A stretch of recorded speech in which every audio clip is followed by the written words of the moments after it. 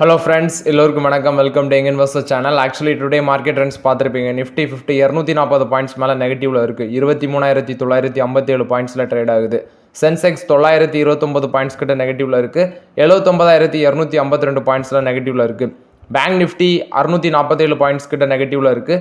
51,492 points அந்த ரேஞ்சில் trade ஆகிட்டு இருக்கு. ஸோ ஓவரால் மார்க்கெட் பார்த்தீங்கன்னா கண்டினியூஸ் ட்ரெண்டில் டவுன் ட்ரெண்ட்லேயே தான் போயிட்டு இருக்குது. ஸோ ஃபெட்டோட நியூஸும் நேற்று வந்திருந்து அதையும் டிஸ்கஸ் பண்ணலாம். ஸோ அன்றைக்கி ஃபஸ்ட்டு நான் டாடா மோட்டர்ஸ் எடுத்து பார்த்தேன். டாடா மோட்டர்ஸ் இன்றைக்கும் 1.5% காலி. நேற்றும் கீழே விழுந்திருந்தாங்க, இன்றைக்கும் கீழே விழுந்திருக்காங்க. 741 அடுத்தது 744 நிற்குது. மேபி இது ட்ரெண்டை பார்க்கும்போது இன்னும் டவுன் ட்ரெண்ட் போகும் டாடா மோட்டர்ஸ் அப்படின்ட்டு கிளியராக இருக்குது. அதனால 1-2 யூஸ் பண்ணிக்கோங்க. மேபி நெக்ஸ்ட் குவார்ட்டர் ரிசல்ட்ஸில் அடி விழுந்துச்சுன்னா டெஃபினட்டாக வந்து பார்த்தீங்கன்னா 700 கீழே போகிறது கன்ஃபார்ம். அது மட்டும் இல்லாமல் இவி சேல்ஸும் அவங்களுக்கு வந்து முன்னாடி மாதிரி இல்லை, இப்போ கொஞ்சம் அடி வாங்குது. அந்த பேஸில் நெக்ஸ்ட் குவார்ட்டர் ரிசல்ட்ஸ் மேபி அடிவில் தான் சான்சஸ் அதிகமாக இருக்குது. பட் நம்ம வெயிட் பண்ணி தான் பார்க்கணும். பேங்க் நிஃப்டி பார்க்கும்போது 600 பாயிண்ட்ஸ் மேலே நெகட்டிவ்ல இருக்குது. 51,490 பாயிண்ட்ஸ் கிட்ட இருக்குது. இதில் இன்றைக்கி பேங்க் நிஃப்டியில் எடுத்து பார்த்தீங்கன்னா வெறும் ஒரே ஒரு ஸ்டாக் மட்டும் தான் பாசிட்டிவ் ட்ரெண்டில் இருந்துச்சு பேங்க் நிஃப்டியில். அது என்ன ஸ்டாக்னு பார்க்கும்போது பஞ்சாப் நேஷனல் பேங்க், அது மட்டும் ஒரு ஃப்ளாட் பாசிட்டிவ்ல இருக்குது. Canara Bank, Federal Bank, IndusInd Bank, IDFC First Bank, State Bank of India, HDFC Bank, Bank of Baroda, Kotak Mahindra Bank, Axis Bank, ICICI Bank, AU Small Finance Bank எல்லாமே நெகட்டிவ்ல தான் இருக்குது. இதில் 2% அடி விழுந்தது ஐசிஐசிஐ பேங்கும் ஏயூ ஸ்மால் ஃபினான்ஸ் பேங்க். 1.5% காலியானது Axis Bank, Kotak Mahindra Bank, HDFC Bank, Bank of Baroda. இது எல்லாமே 1% மேலே நெகட்டிவ்ல இருக்குது. இல்லை இண்டஸ்இண்ட் பேங்க் பார்த்தீங்கன்னா இன்றைக்கி ஒரு ஆப்பர்ச்சுனிட்டி 948 வரைக்கும் வந்தாங்க. 950 கீழே வந்துடுச்சு. 959 ட்ரேட் ஆகிட்டு இருக்கு இப்போ இண்டஸ்இண்ட் பேங்க். ஸோ இந்த ஸ்டாக்லலாம் ஆப்பர்ச்சுனிட்டிங்கிறது 1-2 யூஸ் பண்ணிக்கலாம். பல்க் பையிங் அவாய்ட் பண்ணுறது பெட்டருங்கிறது என்னோட கருத்து. ஃபார்மா மட்டும் பாசிட்டிவ்ல இருந்துச்சு. நம்ம எடுத்து பார்க்கும்போது கன்சியூமரும் ஃபார்மாவும் பாசிட்டிவ்ல இருந்துச்சு.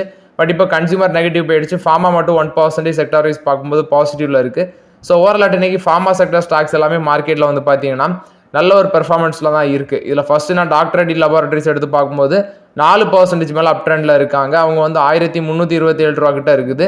So doctor Reddy laboratories, Natco pharma, Cipla இது எல்லாமே இன்றைக்கி வந்து 2.5% மேலே அப்பில் இருக்காங்க. ரெட்டிஸ் வந்து 4% மேலே அப்பில் இருக்குது.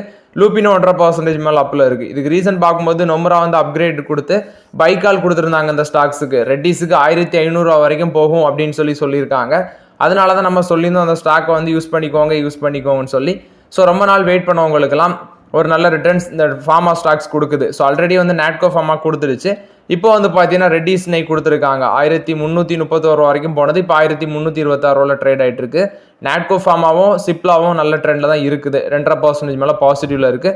ஸ்டில் ரெட்டிஸும் நாட்கோ ஃபார்மாவும் யூஸ் பண்ணிக்கலாங்கிறது என்னோட கருத்து. நெக்ஸ்ட் பார்த்தீங்கன்னா ஏஷியன் பெயிண்ட்ஸ் இன்னைக்கு கிட்டத்தட்ட 3% மேலே கீழே விழுந்திருந்தாங்க. இப்போ பார்க்கும்போது 2.5% நெகட்டிவ்ல இருக்குது. 2285 ரூபா இருக்குது ஏஷியன் பெயிண்ட்ஸ். இதுக்கு ரீசன் பார்க்கும்போது அவங்கள வந்து பார்த்தீங்கன்னா அந்த கம்பெனியில் டாப் பொசிஷனில் இருக்கிற 2 சீனியர் லீடர்ஸ் வந்து பார்த்தீங்கன்னா டாப் எக்ஸிக்யூட்டிவ்ஸ் வந்து ரிசைன் பண்ணிட்டு போயிட்டாங்க. இதில் ஒன்று வந்து ஷியாம் சுவாமி அப்படிங்கிறவர், இவர் சீனியர் மேனேஜ்மெண்ட் எக்ஸிக்யூட்டிவ்ல இருந்திருக்காரு. இன்னொருத்தர் விஷு கோயல், இவரும் எக்ஸிக்யூட்டிவ் பொசிஷனில் இருந்தார். ஸோ இப்போ இவங்க போனதுனால இதுக்கு பதிலாட்டு ஆஷிஷ் ரே அவங்களையும் அடுத்து வைஸ் பிரசிடென்ட் ரீட்டைல் அண்ட் சேல்ஸுக்கும் மார்க்கெட்டிங் அண்ட் கமர்ஷியலுக்கும், அதே இது ககன்தீப் சிங் கல்சி அவரை வந்து ஹேண்டில் டீகார் அண்ட் சர்வீஸ் அந்த செக்மெண்ட்டில் போட்டிருக்காங்க அப்படின்னு சொல்கிறாங்க. ஸோ ஓவரால் இது வந்து பார்த்தீங்கன்னா ஏஷியன் பெயிண்ட்ஸை பொறுத்த வரைக்கும் அப்டேட். இப்போதைக்கு ஏஷியன் பெயிண்ட்ஸ்லாம் கை வைக்க வேண்டாங்கிறது என்னோட கருத்து. வேல்யூஷன் நமக்கு ஃபேவரபுளாக இல்லை. அது மட்டும் இல்லாமல் மார்க்கெட்டில் அந்த பெயிண்ட் செக்மெண்ட்டு காம்படிஷன் பயங்கரமாக நிறைய கம்பெனிஸ் உள்ள வந்ததுனால இப்போ ஏஷியன் பெயிண்ட்ஸ் வந்து கண்டினியூஸாக ப்ரெஷரை தான் ஃபேஸ் பண்ணுறாங்க. நெக்ஸ்ட் ரிசல்ட்ஸும் பார்த்தீங்கன்னா அடி வாங்க சான்சஸ் அதிகமாக இருக்குது. அதனால இப்போதைக்கு வெயிட் பண்ணுறது தான் பெட்டருங்கிறது என்னோட கருத்து. நெக்ஸ்ட் பார்த்தீங்கன்னா ஸ்டவ் கிராஃப்ட் இன்னைக்கு ஆக்சுவலி 975 ரூபா வரைக்கும் போச்சு. 6% வரைக்கும் மேலே போனது. இப்போ டவுன் ட்ரெண்டில் ட்ரேட் ஆகிட்டு இருக்கு. 922 ரூபாய் வந்துருச்சு. 873 ரூபா வரைக்கும் இறங்கினாங்க. கடைசியில் இப்போ 922 ரூபாவில் இருக்குது. ஸ்டவ் கிராஃப்ட் வந்து என்ன சொல்கிறாங்கன்னா, நாங்கள் வந்து IKEA global network of stories அவங்களுக்கு கூட வந்து பார்ட்னர்ஷிப்பில் இருக்காங்க. இது மூலமாட்டு இந்த குக்வேரை வந்து செல் பண்ணுறதுக்கு வேண்டி உங்களோட பார்ட்னர்ஷிப்பில் வராங்க அப்படின்னு சொல்கிறாங்க ஸ்டவ் கிராஃப்ட். அது மட்டும் இல்லாமல் எங்களோட மேனுஃபேக்சரிங் ஃபெசிலிட்டி மூலமாட்டு பார்ட்னர்ஷிப் வைக்கிறாங்க. 1,80,000 ஸ்கொயர் ஃபீட்டில் ஹரோ ஹாலி கேம்பஸில் வந்து இதை பண்ணுறாங்க அப்படின்னு சொல்கிறாங்க. ஸோ பார்ட்னர்ஷிப் மூலமாட்டு மேனுஃபேக்சரிங் ஃபெசிலிட்டிலையும் பார்ட்னர்ஷிப் மூலமாட்டு போடுறாங்க அப்படின்னு சொல்கிறாங்க. ஓவரால் இது வந்து பார்த்தீங்கன்னா ஸ்டவ் கிராஃப்டை பொறுத்த வரைக்கும் அப்டேட் 6% மேலே போச்சு. இப்போ 2.5% சம்திங்கில் தான் பாசிட்டிவ் ட்ரெண்டில் இருக்கிறாங்க.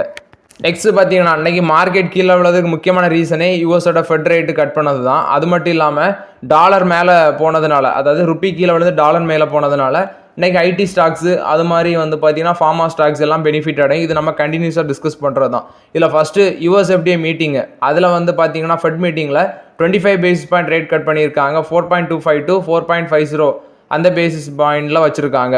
அதே யூஎஸோட ஃபெட் என்ன சொல்கிறாங்கன்னா ரேட் கட்ஸ் வந்து 2025 இருக்கும். 3.75% to 4% வரைக்கும் இருக்கும் எண்ட் ஆஃப் 2025ன்னு சொல்கிறாங்க. ருப்பி வந்து பயங்கர அடி. நம்ம வந்து இந்த வருஷம் கடைசியில் தான் போகணும்னு நினச்சோம். நேற்று தான் நான் அப்படி சொன்னேன். அடுத்த நாளே போகணும்னு யாருமே நினச்சி பார்த்துருக்க மாட்டீங்க. 85.04 அந்த ரேஞ்சுக்கு வந்துடுச்சு. நம்ம நேற்று தான் சொன்னோம் இந்த வருஷம் கடைசிக்குள்ளே 85 போக வாய்ப்பு இருக்குன்னு சொன்னோம். ஆனால் அடுத்த நாளே போகணும்னு யாராவது யோசிச்சு போக கூட பார்த்துருக்க மாட்டீங்க. So after the fed rate cut record low 85.04 வந்துடுச்சு.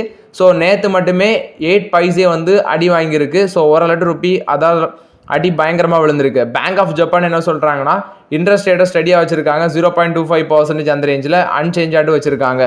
நெக்ஸ்ட் முக்கியமான ஒரு செய்தி, இந்தியா வந்து பார்த்தீங்கன்னா இப்போ அமெரிக்கன் ப்ராடக்ட்ஸ் அதிக அளவில் டேரிஃப் போடுறாங்க அப்படின்னு சொல்லி ஒரு ப்ராப்ளம் போயிட்டுருக்கு.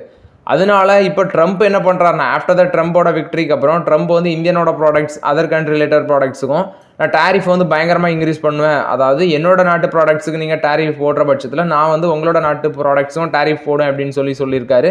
ஸோ இப்போ வந்து இந்தியா வந்து சில ப்ராடக்ட்ஸுக்கு இம்போர்ட் டியூட்டிஸை குறைக்கிறதுக்கு முடிவில் இருக்கிறாங்க அப்படின்னு சொல்கிறாங்க.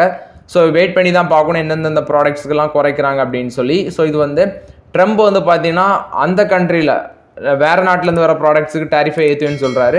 ஸோ அது மாதிரி அதை தவிர்க்கிறதுக்கு இந்தியா சில ப்ராடக்ட்ஸில் வந்து டேரிஃபை குறைக்கலாம். பட் அது எதுலலாம்னு சொல்ல முடியாது. பட் அது வரைக்கும் நம்ம வெயிட் பண்ணி தான் பார்க்கணும்.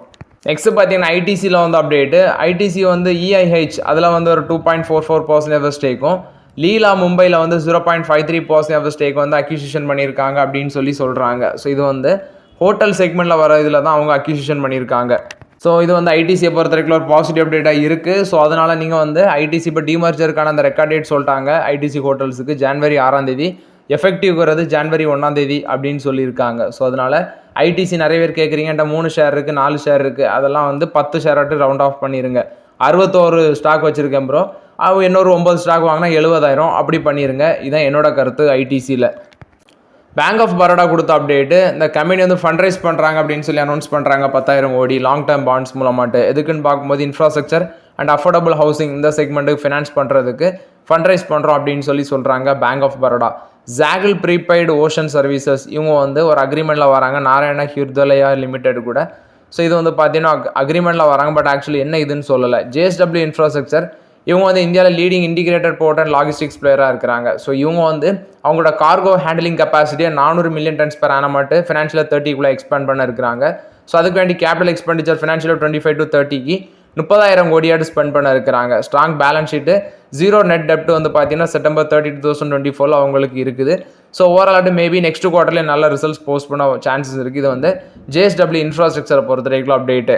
டாடா கன்சூமர் என்ன சொல்கிறாங்கன்னா ஆக்சுவலி நேற்று ஒரு நியூஸ் வந்துருந்துச்சு, ஸ்டார்பக்ஸ் வந்து இந்தியாவை எக்ஸிட் பண்ணிட்டு வெளியே போகிறாங்க அப்படின்னு சொல்லி. ஸோ ஆக்சுவலி இப்போ டாடா கன்சூமர் சொல்லியிருக்காது அது வந்து உண்மை இல்லை, false news, completely false and baseless அப்படின்னு சொல்லி டாடா கன்சூமர் தரப்பில் வந்து விளக்கம் கொடுத்துருக்காங்க.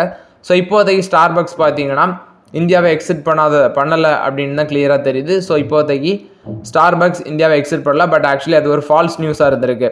நெக்ஸ்ட் அதானி பவரில் ஒரு அப்டேட் வந்திருக்கு. என்ன அப்டேட்னு பார்க்கும்போது இவங்க பங்களாதேஷ் கவர்மெண்ட் கூட ஒரு $multi-billion எனர்ஜி டீல் போட்டிருந்தாங்க. அதாவது ஜார்க்கண்ட்ல இருந்து அவங்களுக்கு எனர்ஜி சப்ளை பண்ணுறது. ஸோ அந்த டீலில் வந்து சில விதிமீறல்கள்லாம் நடந்திருக்கு அப்படின்னு சொல்லி பங்களாதேஷில் இப்போ ஃபார்ம் பண்ணியிருக்க இன்ட்ரீம் கவர்மெண்ட் வந்து அதானி பவர் மேலே குற்றம் சாட்டுறாங்க. பட் ஆக்சுவலி அதானி குழுமம் வந்து வழக்கம் போல் அதை மறுக்கிறாங்க.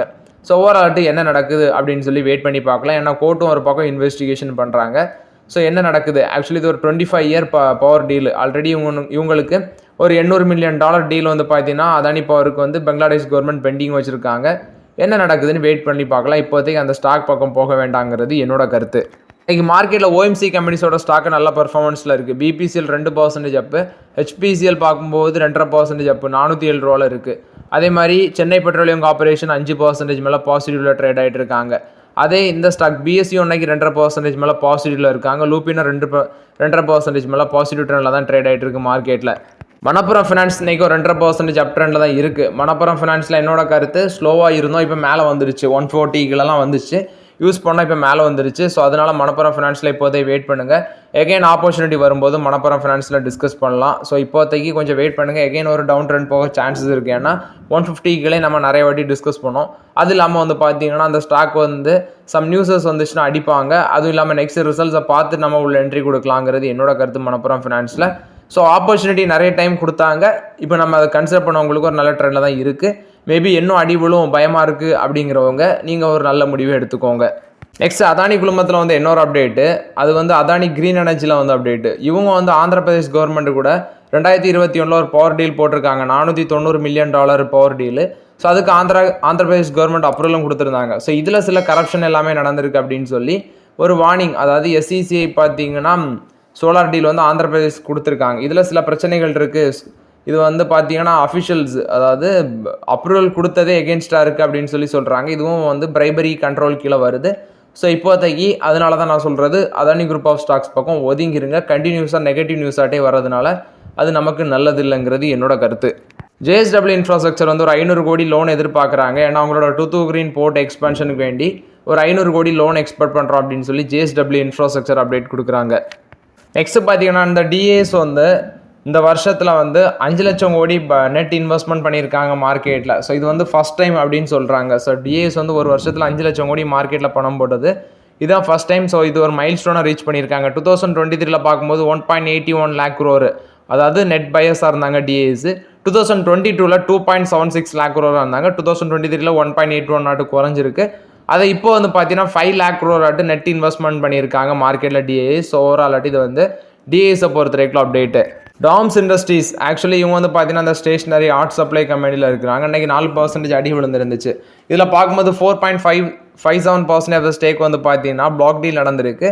அந்த பேசிஸில் பார்த்தீங்கன்னா இன்றைக்கி இந்த ஸ்டாக்கை வந்து போட்டு அடிச்சிருக்காங்க 4%. ஸோ ஒரு பிளாக் டீல் நடந்ததுனால இன்றைக்கி இந்த ஸ்டாக் வந்து அடிச்சிருக்காங்க. ஸோ ஓவரால் இது வந்து டாம்ஸ் இண்டஸ்ட்ரீஸ் கொடுத்த அப்டேட்டு. இன்ஃபோசிஸ்க்கு ஒரு டெவலப்மெண்ட் சென்டர் வந்து கொல்கத்தாவில் வந்து மம்தா பானர்ஜி இனாகிரேட் பண்ணியிருக்காங்க. ஸோ இது மூலம் மட்டும் 4000 IT ப்ரொஃபஷனல் எம்ப்ளாய்மெண்ட் அடைவாங்க. 50 ஏக்கரில் வந்து பார்த்தீங்கன்னா இதை பண்ணியிருக்காங்க அப்படின்னு சொல்கிறாங்க. இன்ஃபோசிஸ் வந்து கூகுள் கிளவுட் வந்து லான்ச் பண்ணியிருக்காங்க. Centre of excellence in Bengaluru அப்படின்னு சொல்கிறாங்க. ஸோ இது வந்து இன்ஃபோசிஸோட டோபாஸ் அது மூலம் மட்டும் பண்ணியிருக்காங்க. ஓரளவு இது வந்து இன்ஃபோசிஸில் வந்து update. So okay friends, actually இந்த வீடியோவில் சில இம்பார்ட்டன்ட் அப்டேட்ஸ் எல்லாமே பார்த்தோம். இந்த வீடியோ உங்களுக்கு பயனுள்ளதாக இருக்கும்னு நினைக்கிறேன். பயனுள்ளதாக இருந்துச்சுன்னா லைக் பண்ணுங்கள், சப்ஸ்கிரைப் பண்ணுங்கள், கமெண்ட் பண்ணுங்கள். Okay friends, thank you.